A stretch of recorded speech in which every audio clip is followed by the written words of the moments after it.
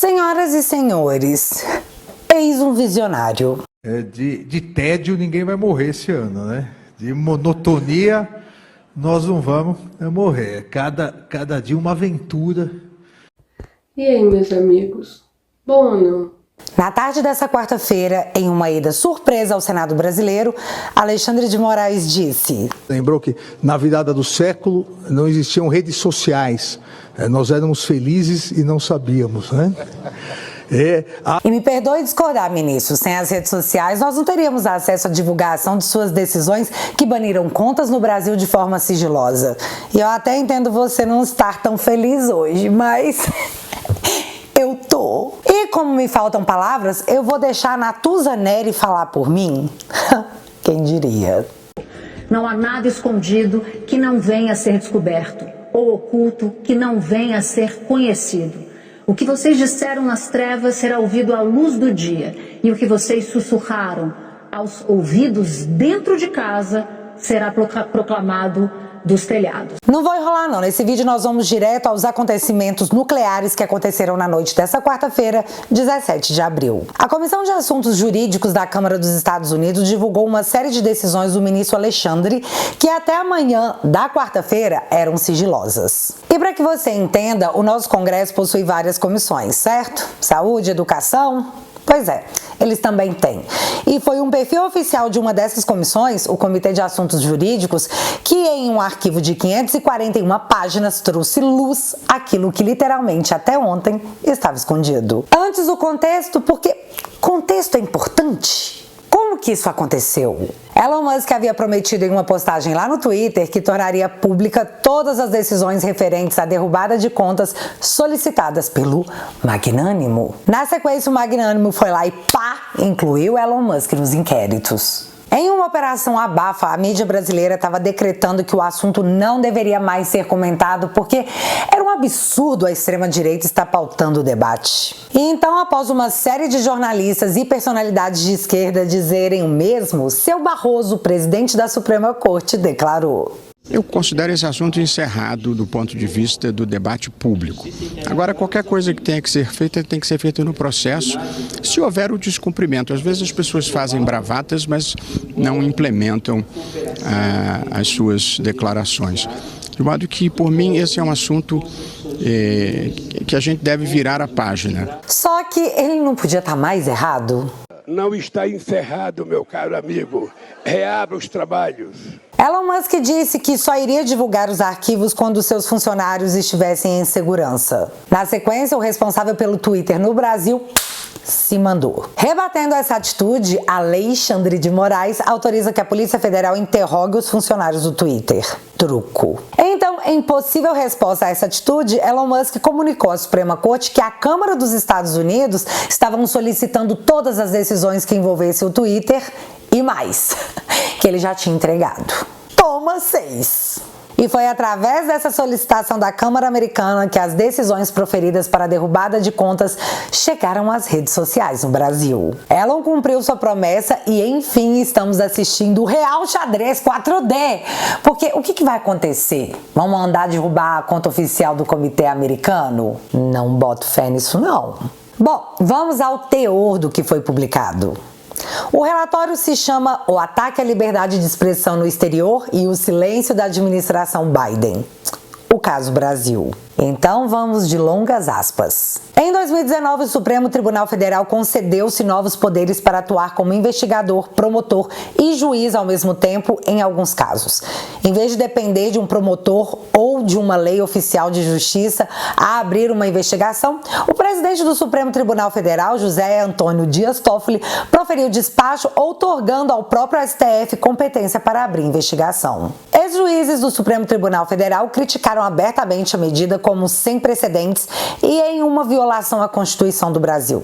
Nessa ordem inédita, Toffoli selecionou o colega ministro do Supremo Tribunal Federal, Alexandre de Moraes, para conduzir a primeira investigação produzida pelo tribunal. Moraes também atuou como presidente do Tribunal Superior Eleitoral desde agosto de 22. O Tribunal Superior Eleitoral é o tribunal de mais alta instância no Brasil que supervisiona os processos eleitorais do país e é frequentemente o tribunal que emite ordens que obrigam à censura de supostas informações falsas sobre as eleições. Moraes supostamente ordenou que plataformas de mídia social removessem postagens e contas, mesmo quando muito do conteúdo não violava as regras das empresas e muitas vezes sem dar a menor importância ou razão. Como outro exemplo, ele ordenou que agentes federais invadissem 8 empresários em julho de 2019, além de congelarem suas contas bancárias e suspenderem suas contas nas redes sociais. Anteriormente, Moraes havia ordenado uma batida policial federal em 10 endereços vinculados a usuários de redes sociais. Relatórios recentes e declarações públicas da equipe de assuntos governamentais globais do Twitter indicou que o Twitter está sendo forçado por decisões judiciais a bloquear certas contas populares no Brasil, ou então enfrentará consequências graves como incorrer em multas pesadas, prender seus funcionários do Twitter e causando até o fechamento do Twitter no Brasil. Em 6 de abril de 2024, o CEO do Twitter, Elon Musk, em nome de defender a liberdade de expressão online, postou que a plataforma de mídia social estaria levantando todas as restrições exigidas pelo governo brasileiro. O governo brasileiro supostamente lançou uma investigação sobre Musk por suposta obstrução da justiça e outras acusações porque o Musk se recusou a concordar com a censura do Tribunal Brasileiro, principalmente de Moraes. Para esse fim, para compreender as ameaças representadas por governos anti-liberdade de expressão no exterior, o comitê emitiu uma intimação ao Twitter para documentos e registros relacionados aos esforços recentes pelo Tribunal Superior Eleitoral e pelo Supremo Tribunal Federal no Brasil para obrigar o Twitter a censurar contas de mídia social no país. Os documentos e autos intimados revelam que, pelo menos desde 2022, o Supremo Tribunal Federal no Brasil, onde Moraes atua como juiz, e o Tribunal Superior Eleitoral, liderado por Moraes, ordenou que o Twitter suspendesse ou removesse quase 150 contas na popular plataforma de mídia social. Essas exigências de censura foram dirigidas especificamente aos críticos do governo brasileiro, membros conservadores do Legislativo, jornalistas, membros do Judiciário e até mesmo um cantor gospel e uma estação de rádio pop. Em outras palavras, qualquer pessoa com uma plataforma para criticar o governo de esquerda no poder. O Tribunal Brasileiro, especificamente Moraes, justificou a censura alegando que é necessário, apropriado e urgente parar a possível propagação de discurso de ódio. Sobre isso... Olha isso, e também porque é fundamental que essa luta seja traduzida no aniquilamento daqueles que querem destruir os institutos federais e as universidades públicas brasileiras, os liberais e fascistas de plantão.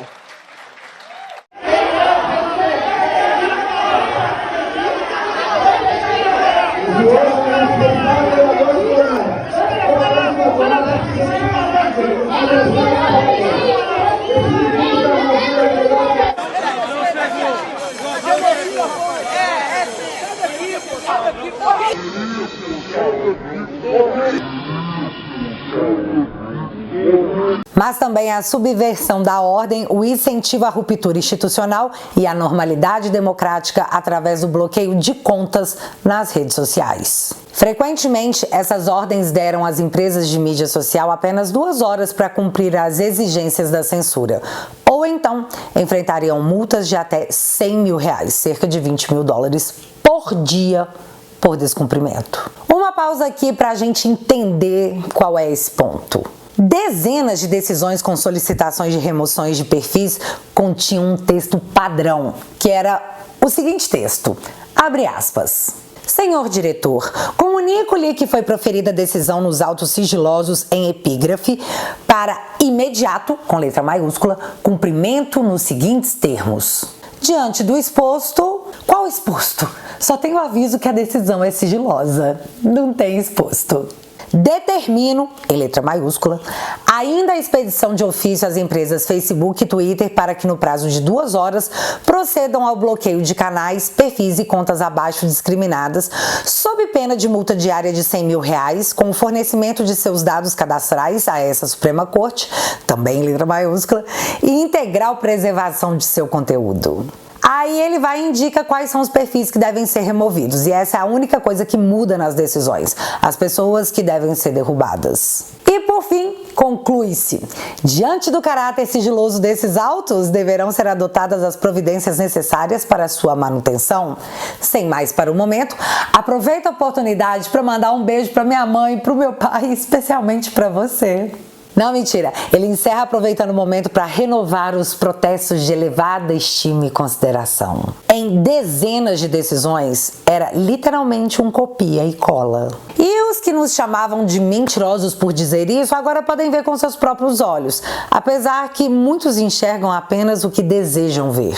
Beleza, mas voltando ao relatório porque é bem legal. Mais notavelmente, o Tribunal Superior Eleitoral do Brasil censurou o ex-presidente brasileiro Jair Messias Bolsonaro, um dos principais críticos de Moraes, nas semanas seguintes à eleição presidencial brasileira. De acordo com uma ordem de novembro de 2022 obtida pela subcomissão, o tribunal considerou Bolsonaro culpado de praticar propaganda irregular no Twitter por mensagens que são falsas ou estão fora de contexto. E agora vem uma das piores partes. Como outro exemplo, em um pedido de 13 de junho de 23 obtido pelo subcomitê selecionado, Moraes ordenou a censura de Bruno Ayub, podcaster do YouTuber e Rumble, que passa por aqui com o nome de usuário Monark e foi chamado de Joe Rogan do Brasil devido à sua popularidade. Na ordem, Moraes observou que, apesar de sua ordem anterior desplataformando o Monark de todas as principais redes sociais e plataformas de mídia, Monark já havia criado novas contas e canais. Moraes ficou particularmente chateado porque Monark, supostamente, espalhou notícias fraudulentas sobre as ações desse Supremo Tribunal Federal e o Tribunal Superior Eleitoral. Moraes discordou da declaração de Monark, que eram... abre aspas. Vemos o TSE, Tribunal Superior Eleitoral, censurando as pessoas. Vemos Alexandre de Moraes prendendo pessoas. Fecha aspas. Em outras palavras, Moraes ordenou a censura de um cidadão brasileiro por criticar Moraes por censurar brasileiros. Essa parte foi tensa. Aí quando você vai lá na decisão que baniu o Monark de existir, ela contém a seguinte colocação. Galera, presta atenção nisso. Em face das circunstâncias apontadas, imprescindível a realização de diligências, inclusive com o afastamento excepcional de garantias individuais que não podem ser usadas como um verdadeiro escudo protetivo para a prática de atividades ilícitas. E aí eu fui pesquisar sobre garantias individuais e dei de cara com isso aqui. Cláusula pétrea, dispositivo constitucional que não pode ser alterado nem mesmo por proposta de emenda à Constituição. As cláusulas pétreas inseridas na Constituição de 88 são a forma federativa de Estado, o voto direto, secreto, universal e periódico, a separação dos poderes e os direitos e garantias individuais. Ou seja, garantia individual é uma cláusula pétrea da Constituição brasileira, que no caso do Monark foi afastada. Mas é pela democracia.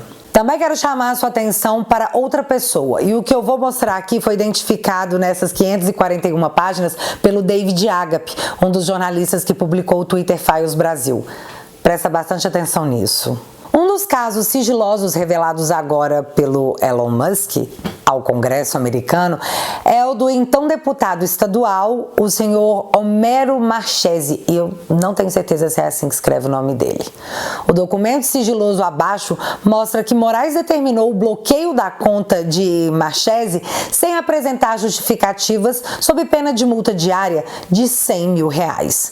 Marchese foi censurado em todas as suas redes sociais por ordem de Moraes. E segundo Marchese, ele só soube o motivo 17 dias depois, quando seus advogados ligaram ao gabinete de Moraes. Então eles descobriram que a censura aconteceu porque Homero reproduziu nas redes o banner com o local da palestra que ministros do STF discursariam, o Harvard Club. O problema é que essa informação era pública e divulgada no site da promotora de evento. Marchese me explicou que a chamada Assessoria de Combate à Desinformação do TSE, que aparentemente funciona espionando a internet, mesmo depois das eleições, encontrou o banner publicado por ele e misturou com as publicações de pessoas que faziam menção ao hotel onde estariam os ministros e atribuiu todos a ele. Então o deputado diz: Alexandre de Moraes, sem me ouvir previamente, derrubou todas as minhas redes.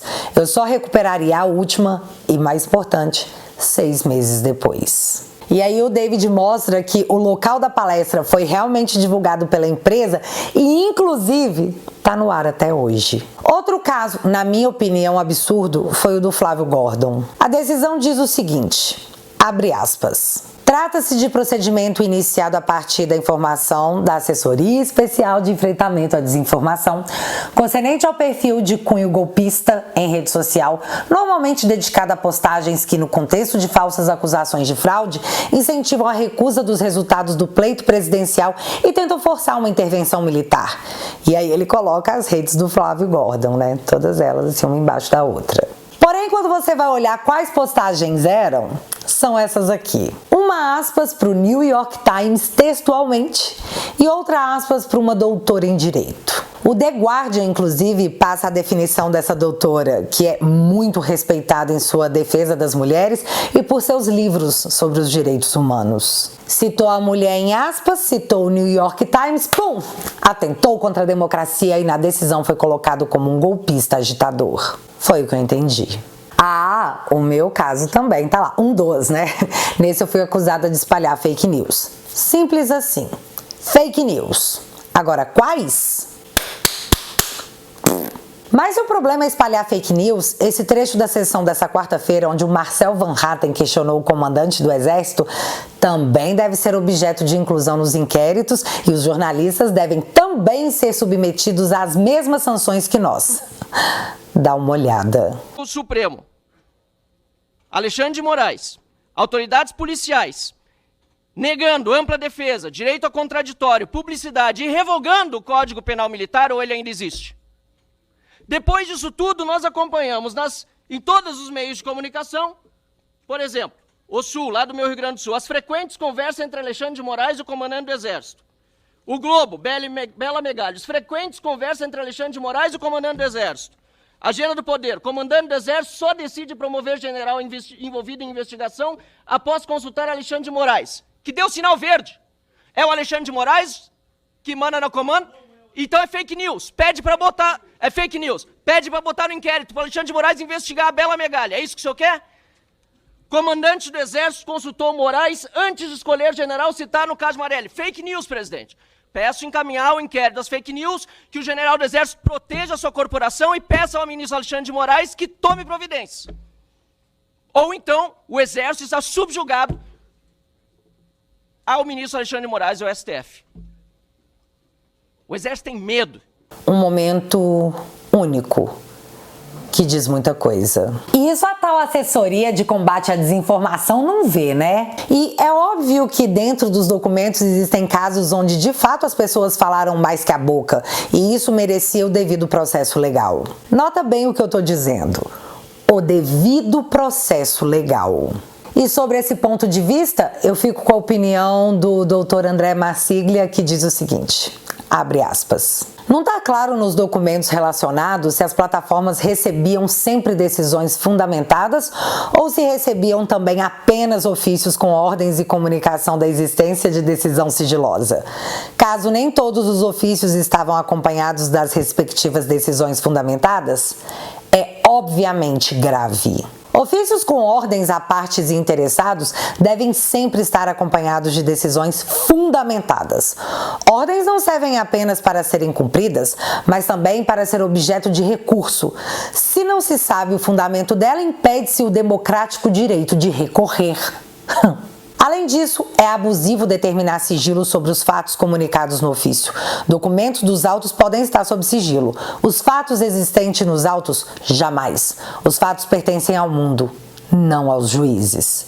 Fecha aspas. Galera, são 541 páginas e, obviamente, muitas coisas ainda sairão de lá. O que eu trouxe aqui foi a primeira impressão do que rolou ontem à noite e, com certeza, será tema de discussão nas nossas casas legislativas. Isso porque na terça-feira era postada a seguinte matéria.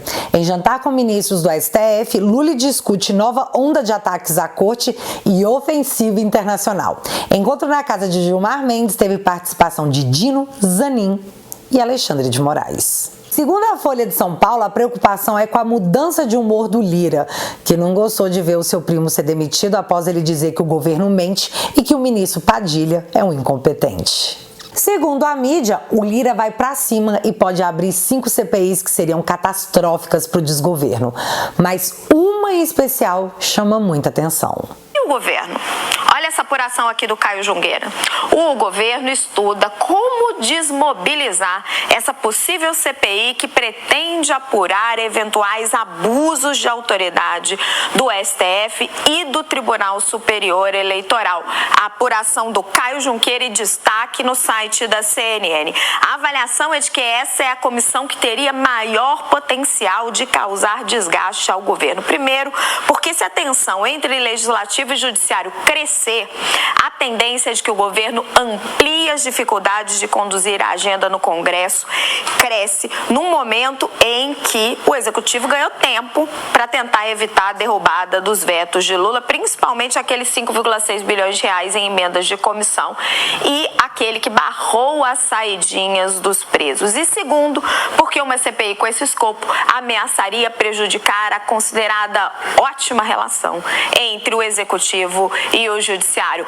E o momento é bem ruim, né? Já que o Barroso lambeu a cara do Salomão numa decisão que desfez o afastamento da juíza Gabriela Hart. Vocês viram, né? Plenário virtual. E, portanto, nada justifica que essa medida tivesse sido tomada monocraticamente, com todas as vênias, e respeitando quem pensa diferentemente, considero que a medida foi ilegítima e arbitrária e desnecessária o afastamento dos juízes por decisão monocrática sem deliberação da maioria absoluta e sem nenhuma urgência que não pudesse aguardar 24 horas para ser submetida a esse plenário. Nenhuma razão. De modo que, sem querer cultivar a ironia, entendo que tal decisão contrariou frontalmente decisão do Supremo Tribunal Federal. E para finalizar, falando da mídia e esse caso específico, eu faço questão de deixar com vocês o esporro que a Daniela Lima tomou ao vivo. Aprecie sem moderação. Thompson Flores, que foi inclusive responsável por reverter uma liminar de soltura de Lula que havia sido exarada num plantão. Hein? Gabriela, você quer falar? Quer falar. Fala antes de eu seguir. Eu só queria dizer para a Dani o seguinte: cada vez que você menciona o Thompson Flores, você diz que era o juiz que negou a prisão, negou a libertação do Lula. E dá a impressão de que ele está sendo julgado por isso. Eu não acredito que esse seja o ponto central. Entende? Se você enfatiza sempre isso, você está querendo julgá-lo por isso, entende? Não é por aí. Bom, vamos seguir, porque o Gabeira traz colocações muito importantes. Não, deixa eu só me justificar aqui, senão fica parecendo que de fato é. Não, Gabeirinha, é só para poder colocar o personagem na monta que ele teve na história. Isso, mas o que ele quer dizer, Dani, é que esse aposto, nesse momento, este aposto não tem a ver com o que está acontecendo. Quer dizer, até isso que você tem razão, você tem toda a razão. Esse juiz é responsável por esse momento, mas esse aposto não se traduz, não cabe nessa questão agora. Como a gente explicou ontem, tem a ver com o fato dele ter atropelado a decisão do Supremo Tribunal Federal. É outra coisa. É só pra gente ter a monta do personagem, só pra quem tá em casa entender o tamanho. Vamos entender um pouco do tamanho do que tá acontecendo, porque o Gabeira traz duas colocações aí que me parecem fundamentais, que são prudência e a coisa de não se envolver, de você manter uma uma isenção, foi a palavra que ele usou, prudência e isenção. Então eu acho que tudo o que a gente está vendo e tudo o que a gente precisa ver daqui para frente, sejam nas notícias, sejam nas decisões, sejam nas análises, é justamente prudência e isenção, sem paixões políticas, né, Valdo? Eu concordo, viu, Leila? Foi quase um... Menina, para de ser militante! Foi o que eu entendi. Cara, vocês têm que ver a cara dela nesse vídeo. Foi constrangedor e maravilhoso. E agora o que nos resta fazer é apenas aguardar o próximo episódio dessa série chamada House of Cards Brasil. Galera, zero criatividade para achar um nome, então vocês podem sugerir, por favor, aqui nos comentários. Isso porque com certeza teremos mais episódios, já que a Câmara dos Estados Unidos solicitou que o governo brasileiro entregue todas as interações que ocorreram entre o Departamento de Estado e embaixadas e o governo brasileiro que tenham a ver com as questões envolvendo Moraes e todo esse contexto. Valendo! E antes de você sair desse vídeo, dá uma olhadinha aqui. Foi em 2019 que eu comecei a fazer vídeos pro Te Atualizei. Desde 2021, essa história ficou mais divertida por causa da família Te Atualizei. A minha plataforma é o lugar onde eu reúno a família para falar de política. Lá eu posso falar tudo que eu quiser, do jeito que eu quiser. Eu posso rir e ficar pé da vida, porque lá eu sou livre. E agora, o Te Atualizei também tem um app com todos os conteúdos na plataforma. Portanto, entra pra família e venha ser livre junto comigo. Se você já faz parte dessa família, muito obrigada. É você que financia o meu trabalho e em troca eu te ofereço conteúdo exclusivo lá na plataforma. Mas se você ainda não faz parte e além de querer, você puder, é claro, dá essa moral para essa dissidente do governo, que eu vou deixar o link fixado aqui no primeiro comentário. E desde já, muito obrigada. Mas agora eu quero saber de vocês. Essa CPI vai ganhar força ou o Lira vai peidar na farofa? Me conta aqui nos comentários que eu quero saber. Se você ainda não é inscrito aqui no meu canal, meu amigo, se inscreve porque a gente vai bater 2 milhões de inscritos e isso vai deixar muito esquerdista chateado. O que a gente curte, né? E não esquece também de deixar o seu like, porque você já sabe, acontecendo alguma coisa de relevante ou irrelevante, a gente volta. Beijos, galera. Fui. Menino, mas tô lendo aqui agora direito a decisão do Monark. Ele tá afastando excepcionalmente as garantias individuais do Monark sob pena de desrespeito ao verdadeiro Estado de Direito. Nem faz sentido. Quem não quer ser criticado, quem não quer ser satirizado, fique em casa. Não seja candidato, não se ofereça ao público, não se ofereça para exercer cargos políticos. Essa é uma regra que existe desde que o mundo é mundo.